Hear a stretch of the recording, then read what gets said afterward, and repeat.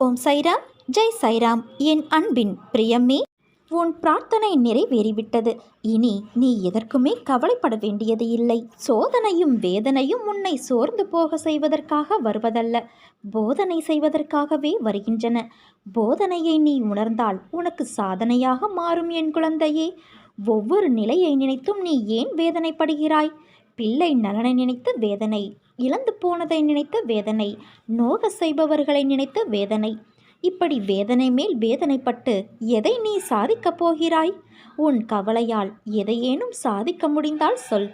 கவலை என்பது உன் மனதை என் பக்கம் திரும்ப விடாமல் கட்டி வைக்கின்ற வலை.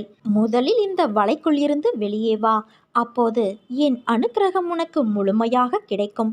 சிக்கல்கள் நிறைந்த இந்த உலகியல் வாழ்வில் என்னுடைய பக்தர்கள் தன்னுடைய வாழ்க்கைக்கு ஜோதிடத்தின் உதவியை நாடலாமா? ஜோசியர்கள் ஓரளவுக்குத்தான் உன்னுடைய வருங்கால வாழ்க்கையை கணித்து தருவார்கள். ஆனால் நான் முழுமையாகவும் விரைவாகவும் உனக்கு உதவி செய்வேன்.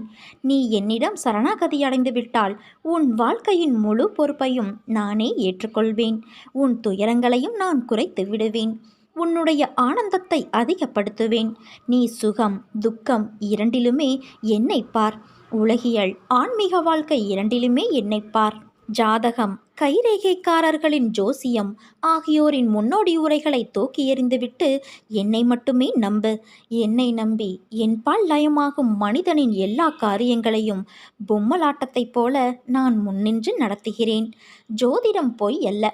ஆனால் அதன் மீது தீவிரமான நம்பிக்கை தேவையில்லை. நானே எல்லா நிகழ்வுகளுக்கும் காரணகர்த்தா ஆகும்போது தேவையற்ற முயற்சி, அலைச்சல், குழப்பம் வேண்டாம். அனைத்தையும் நான் பார்த்து கொண்டு உன்னை விடுதலை செய்து விடுவேன் குழந்தையே. உன் மனம் பாரம் என்று நீ நினைக்கும் நேரத்தில் நான் உன் தந்தை இல்லை என்ற நினைப்பை ஏற்படுத்தி கொள்ளாதே. உன் கண்களுக்கு நான் ஒற்றை ரூபத்தில் தெரிந்தாலும் என் உயிரில் பாதிதான் என் பிள்ளையான நீ. உன் அனைவரின் இதயத்திலும் நான் ஆத்மாவாகவே இருக்கின்றேன்.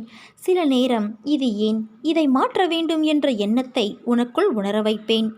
ஆனால் அது உன் ஆழ்மனதிலிருந்து வரும் வரை அதை உனக்கு உணர்த்தி கொண்டே இருப்பேன். நீ உணர்ந்த பிறகு உன் வாழ்க்கையில் செயல்பாட்டாய் நிறுத்துவேன்.